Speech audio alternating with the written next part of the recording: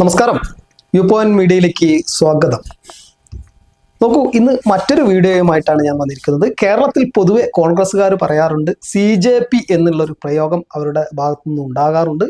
എന്തുകൊണ്ടാണ് അങ്ങനെ ഒരു പ്രയോഗം ഉണ്ടാകുന്നത്? CPM-ഉം BJP-യും കേരളത്തിൽ ഒരുപോലെ പ്രവർത്തിക്കുന്നു, ധാരണയോട് കൂടി പ്രവർത്തിക്കുന്നു എന്നാണ് നമുക്കറിയാം. ഈ രണ്ട് മുട്ടനാടുകളെ തമ്മിലടിപ്പിച്ചുകൊണ്ട് ചോര കുടിച്ചിരുന്നത് കോൺഗ്രസ് നേതൃത്വമാണ്. ഈ സഖാവും സംഘിയും തമ്മിൽ പരസ്പരം അടിക്കുമ്പോൾ അതിൽ നിന്ന് ആ രാഷ്ട്രീയ സംഘർഷത്തെ ചൂണ്ടിക്കാണിച്ചുകൊണ്ട് സമാധാനത്തിൻ്റെ വെള്ളരിപ്രാവുകളായി അവരിങ്ങനെ പറക്കാറുണ്ടായിരുന്നു, ഭരണത്തിലേക്ക് എത്താറുണ്ടായിരുന്നു. ആ കാലഘട്ടം മാറി. എന്തിന് വെറുതെ നമ്മൾ തല്ലുകൂടണം എന്നുള്ള നിലയിലേക്ക് സംഘിയും സഖാവും എത്തിയപ്പോൾ രാഷ്ട്രീയം പൊതുവെ കേരളത്തിലെ സമാധാനപരമായി. അതുകൊണ്ട് തന്നെ ഈ സംഘികൾക്കാണ് അതിൽ ഏറ്റവും നേട്ടമുണ്ടായത്. BJP-ക്കാർക്ക് BJP പതുക്കെ സമൂഹത്തിൽ സ്വാധീനം നേടി വരുന്നു. ഇവിടെ അതിനെ ഇല്ലാതാക്കുവാനാണ് ഇപ്പോൾ ഇത്തരം ഒരു പ്രയോഗം. എന്തായാലും അത്തരം പ്രയോഗത്തിന് സഹായകരമാകുന്ന പശ്ചിമ ബംഗാളിൽ നിന്നുള്ള ഒരു വീഡിയോ നിങ്ങൾ കാണുക. അതിനുശേഷം ഞാൻ കോൺഗ്രസിന്റെ ന്യൂനപക്ഷ പ്രീണനം എന്നൊക്കെ പറയുമ്പോൾ മുസ്ലിം സമുദായത്തെ ചേർത്ത് പിടിക്കുന്ന കോൺഗ്രസിന്റെ ഒരു മനോഹര ദൃശ്യം കൂടി നിങ്ങൾ, ഇല്ലെങ്കിൽ അത് അവരുടെ ഒരു കാഴ്ചപ്പാടിന്റെ ഒരു മനോഹരമായിട്ടുള്ള ഒരു വീഡിയോ കൂടി നിങ്ങൾ കാണണം.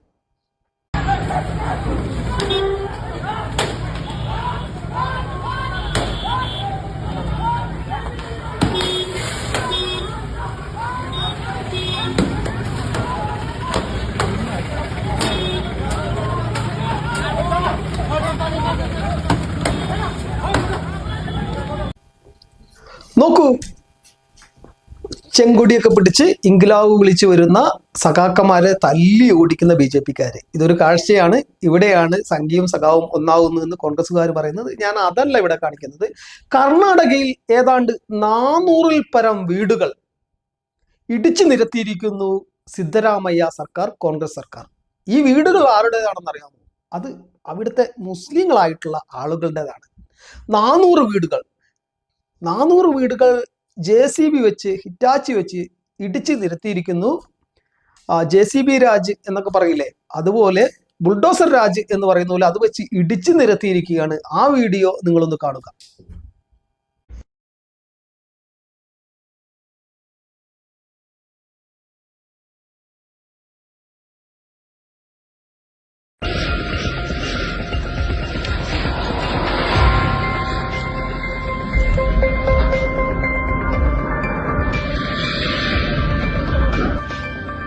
ബുൾഡോസർ രാജാവ് അതങ്ങ് UP-യിലല്ല, അതങ്ങ് ഗുജറാത്തിലല്ല എന്നൊക്കെ പറയാൻ പറ്റില്ല. ഇതിപ്പോൾ നമ്മുടെ നാട്ടിൽ ജീവിച്ചുകൊണ്ടിരിക്കുന്ന കർണാടകയിൽ ആ മനുഷ്യർ സ്വപ്നങ്ങളായിട്ട് ജീവിച്ചിരുന്നത് ഭൂമിയിൽ രാവിലെ വന്ന് തുടങ്ങിയതാണ്.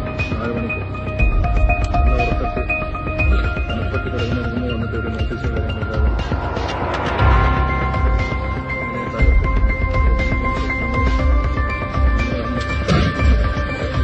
അവരുടെ സ്വപ്നങ്ങളിലേക്ക് അഞ്ഞു വരുന്നതാണ്. അവർക്ക് അനധികമായിട്ടുള്ളതാണെങ്കിൽ അവർക്ക് സമയം കൊടുത്ത് അത് ഒഴിവാക്കാണ്ടൊരു സമയം കൊടുക്കും.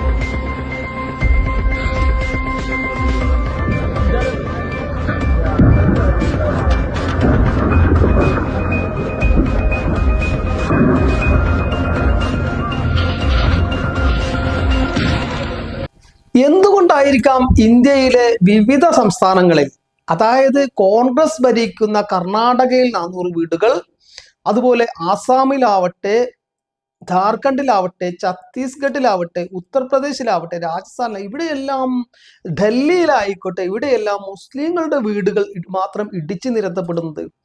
പലയിടങ്ങളിലും നോക്കൂ, ഉത്തർപ്രദേശിലെല്ലാം കോടതി വിധിയുടെ അനുകൂലമായിട്ടുള്ള, കോടതി വിധി അനുകൂലമാക്കി ആ ഉത്തരവ് നേടിക്കൊണ്ടാണ് ഇത്തരം ഇടിച്ചു നിരത്തലുകൾ. നോക്കൂ, എന്തുകൊണ്ടാണ് ഇങ്ങനെ മുസ്ലിങ്ങളുടെ വീടുകൾ മാത്രം ഇടിച്ചു നിരത്തപ്പെടുന്നത്?